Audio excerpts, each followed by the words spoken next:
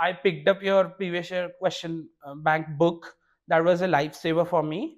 I went question by question of the last 5 years, and I did a source mapping, and also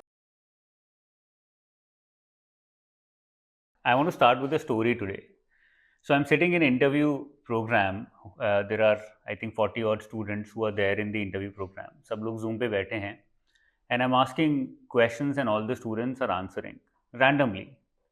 This is happening somewhere, I think, in October, November, before the RBI interview begins. And in this session, there is Tanay sitting, who is, of course, going to be my guest today. And there are various other students also sitting there. I ask a question, Tanay answers it wonderfully, and I can see the faces of all the other students. They're actually in shock because the answer is just too good.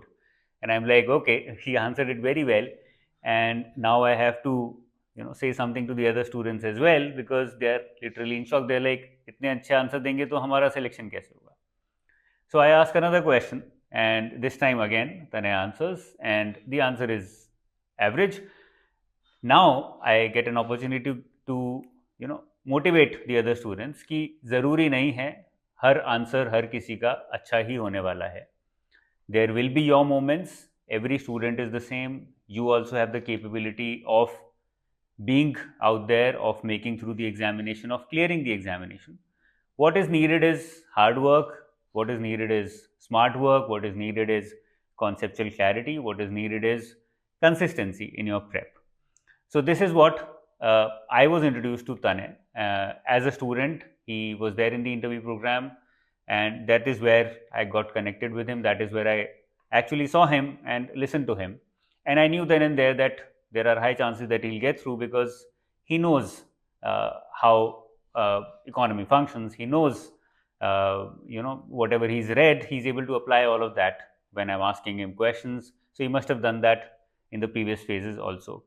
So with that, I open today's interview series, topper interview series. I have with me Tanay Gaurav, who's cleared the examination in his second attempt. In his first attempt, he gave the examination, but he was actually in college at that time, and he missed the examination because his final result was declared on 8th May, and RBI said that the result should have been declared by 1st May. But he did not give up. He gave the examination again, and this time he's made the examination through. Congratulations on clearing the exam. thank you, sir. I'm very glad actually that you're here, because we had a wonderful chat 2 or 3 times. I also took your mock interview, I remember. So before we begin with the interview, I would like you to introduce yourself, talk about yourself a little bit to the aspirants, so that they know, okay, Tanay has done his education in so and so, work experience, if any. I know you don't have that. And what inspired you to prepare for an examination for an organization like RBI? So hello everyone, I am Tanay. I did my BTech in Chemical Engineering from IIT Kharagpur, from which I graduated in 2023. I of course did not like the placement opportunities that I was getting, so I went into UPSC preparations as the natural choice for me. And after that, I found out that RBI is one of the exams where a lot of my UPSC learnings would be fungible, to use a term from the economics. So I got on with my RBI preparation, and of course I could not make it through due to some technical fiasco that happened the first time around, as sir mentioned. And yeah, so this is it. Wonderful. So Tanay, let me start from here. Let's assume that you are going to prepare now, and you have almost 7-8 months left for the exam. You have to prepare, and you have to figure out, how do I begin? What exactly is it that I do? So what would you do in the next 6-7 days, and something that you can build up for the next 6-7 months of your prep time? So what is it that you would want to work upon in the next 6-7 days of your preparation? So I would do exactly what I did when I started preparing for the examination. I would download the syllabus, I would pick up the PYQ book, and then I would scroll through all the questions, mention them in an Excel sheet, and actually do source mapping, that where are these questions actually from. And according to that, I will devise my plan, which has targets and time devoted to each of those components in precedence order of relative weightage of those subjects, and of course my personal strengths and weaknesses. So I'll devise a plan, 6-7 month plan based on that, and I'll start my preparations like that. What is the meaning of source map? Agar simple तरीके से, if we try and simplify it, and so that everybody can understand, whoever has not done it yet. So how does it help you as an aspirant to do source mapping, and what exactly is it? So when one starts preparing, of course, one starts with looking at the subjects that are part of the syllabus and the topics that are included therein. After that, you decide on the sources which you would be using to prepare for the examination. For example, I started out by looking at the current affairs and the static portion that is required for the examination, and I decided that I'll stick to RBI 247 for finance, PIB 247 for government schemes and reports and all those kinds of current affairs, and spotlight for the phase 1 related miscellaneous stuff. So after that, I mapped each and every question that came in the last 5 years in the examination to which of these sources does it fall under, and then I divided the time that I had into studying these sources. How much preference would I give, which subjects I would start with, and which I would maybe keep for the last 7 days that I can revise and go to the exam there. Wonderful. So that is so it's basically having a good cost benefit analysis, that if I want to spend 10 hours on this topic, is it going to be worth it or not? Is that what you're saying? Yes, that is wonderful. In the preparation, you must have had some weaknesses and strengths. Of course, everybody has that. So how did you identify your weaknesses and your strengths, and how did you overcome your weaknesses? Let's say somebody's general awareness is weak. So what do they do in order to overcome such weaknesses? How did you deal with that? So even before studying anything, I attempted 2 or 3 mock tests based on the phase 1 paper and the phase 2 papers, and I calculated the marks and like my relative performance in all those subjects. Through that, I realized that QRE were my strong points, and they were likely to take me very close to clearing the overall cutoff when it came to phase 1. So I just needed to clear the sectional cutoff in GA and score some marks for fail safe, as it were. And in phase 2, I found that due to my UPSC preparation, my ESI part was almost done. English I was naturally good at, and so the only weak spot that I found really was finance. So I devoted the maximum amount of time to finance, started from scratch, solved chapter specific MCQs, and then went on to give mocks to assess my performance over the course of my preparations. So you are from a technical background, not from an economics or commerce background. How did you deal with finance and management? Like, how did you find the sources? What did you exactly do? How did you get into learning everything about finance and management? Exactly. So finance and management was one of the papers that was completely new to me. And being weak at finance meant that I had to make up for it in my management preparation. So I studied the whole management syllabus from a YouTube channel, and then I supplemented those with the notes given by your institute, the PDFs, to get all the additional points. I also researched to get some unique examples, quotes, etc., so that my management would be completely sorted out. I actually aimed for 90% plus strike rate in management MCQs, and I also decided that I will attempt 3 MCQ descriptive questions out of the 4 in finance and management. So of course that went a bit topsy-turvy because of the unexpected nature of questions that came in the MCQ. But nevertheless, management held me in good stead. When it came to finance, I absolutely had nothing to begin with. So I started following your notes. I watched your sessions, especially the revision sessions that you conducted at the last, and I studied the PDFs therein. Apart from that, the current affairs portions I also studied from RBI 247 and supplemented the good points that were part of the current affairs into the static PDFs itself, so that I could cover everything holistically once and for all while in my final revision. Did you make notes of all of this, or did you just use the PDFs and kept revising them again and again? No, I did not make specific notes because the notes were already very well made. So I did not need to reinvent the wheel, as it were. And so I supplemented the current affairs portion in those PDFs. I also added some blank pages into those PDFs to add the relevant current affairs. So what did you make notes for? Let's say finance management, you did not make notes. ESI, I don't know. So let's talk about that. So what do you think if a student is starting today, what all subjects does he or she need to make notes for? Yeah, so I specifically made notes for ESI because in my first attempt, I had reasonably covered ESI. I read a book by Vivek Singh sir on Indian economy and for UPSC, of course, and that also covered like 70-80% of what RBI demands in the ESI paper. So in my second attempt, I focused on refinement.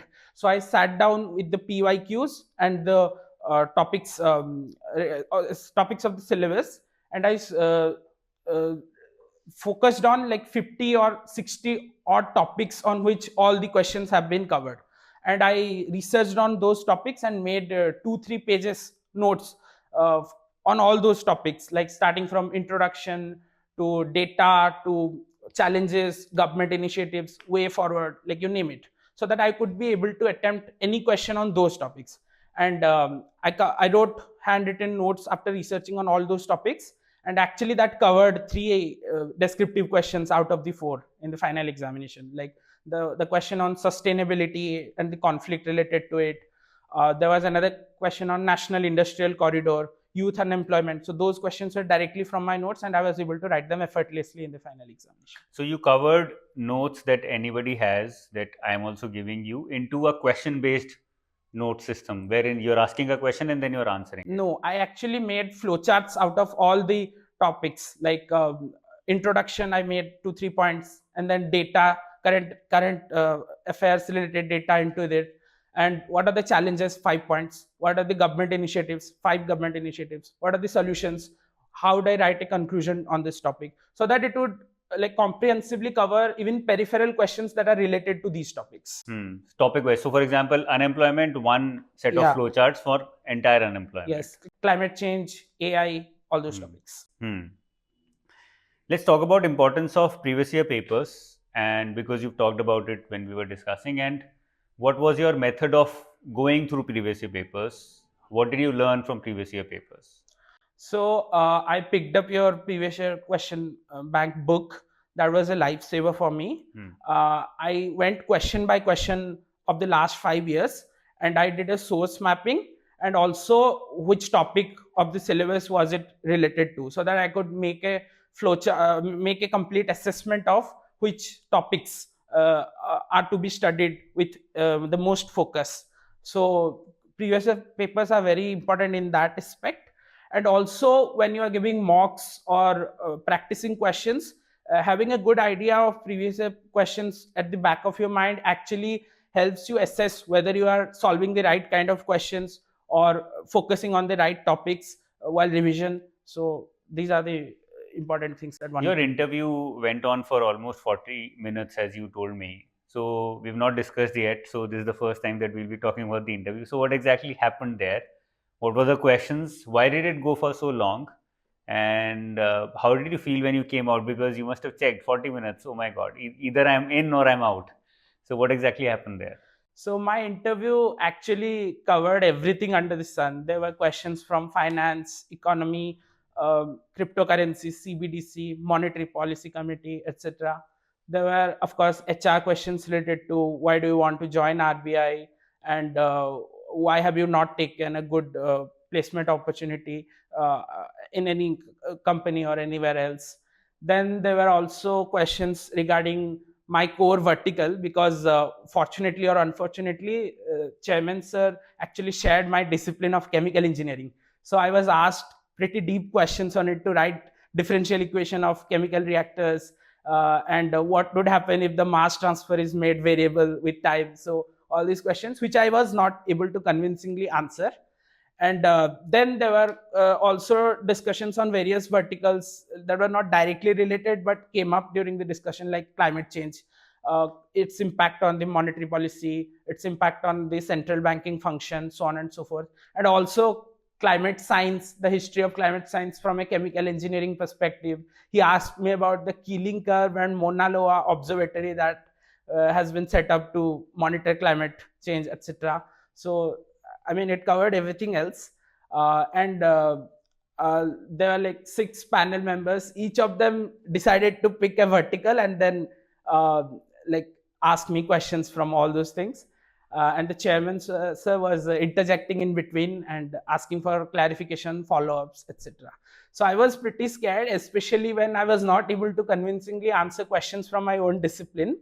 But I think at the end it went overall well. So that is why I was. Do you recall any questions asked from economics or banking or finance in this area? Yes, so I was asked about the monetary policy decision to and what should have been done, because at that time inflation was raging due to vegetable prices, etc. And so I was asked, what would you have done if you were a part of the monetary policy committee? Why would you do this?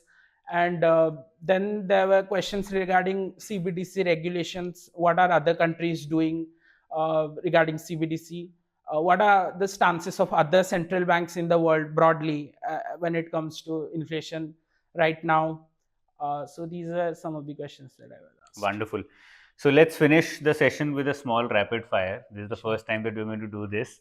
Let me ask you some questions and you have to try and answer immediately. Okay, so I have 5 questions from you. Because you're a debater, so would you debate a guy or a girl anytime? A girl. Why? Because it would give me a perspective that is different from mine. I already have the male perspective, and debating is all about learning different perspectives. Wonderful. Okay. You watch a lot of movies, so Dil Chahta Hai or ZNMD? ZNMD, always. Okay. Was Squid Games 2 worth it or not? No. No, it was not. Why? Because it did not improve significantly over the first season. Wonderful. Course books, like a previous year paper book or a Dr. Shashi Tharoor book, anytime? Oh, that's a difficult one. I would say previous year course book during the examination and Dr. Shashi Tharoor's book any time else. If you get a chance to meet Dr. Raghuram Rajan, what would you ask him? Okay. I would ask him to tell me what his efforts during his tenure as RBI governor has yielded and the benefits that we are seeing right now due to it. Wonderful, wonderful. That's all for this session. If you have any advice for the students, any tips or tricks for the students that you believe they can follow, please mention them.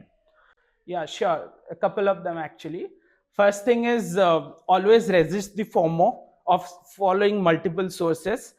In any case, we are all short on time when it comes to exam preparations. So stick to your sources. Do source mapping once and for all. Decide on your sources and stick to them for the entire course of your preparations. And then it's also good to have some strengths, or at least develop them throughout the course of the examination. You cannot afford to be weak in any part of the syllabus, but it always helps to have some strengths. So pick your battle very carefully, because I also appeared for NABARD and I was not able to clear it because I did not have the strengths that examination actually demanded of me. Wonderful. So anybody who comes after clearing the exam and we get to discuss, there's a small gift hamper. So this is what all the students are given. So this is for you. Thanks a lot for coming here, for being a part of this discussion. Thank you so much. Sure, you're going to have a wonderful stint in RBI and be able to contribute a lot towards nation building, towards development of our economy even further. So that was all from this session. I'm very sure that all the students who were watching this got to learn something new. And Tanay has a lot to teach. And if you have any questions to ask about his preparation strategy, about how he prepared, what he prepared, you can very well ask them in the comment section below as well. If you want to say anything about his preparation, about this interview, you can very well mention that here as well, how it motivated you, how it probably clarified a lot of doubts for you. I'll see you once again with more interview series toppers. Keep studying hard. All the best. Bye-bye. Jai Hind.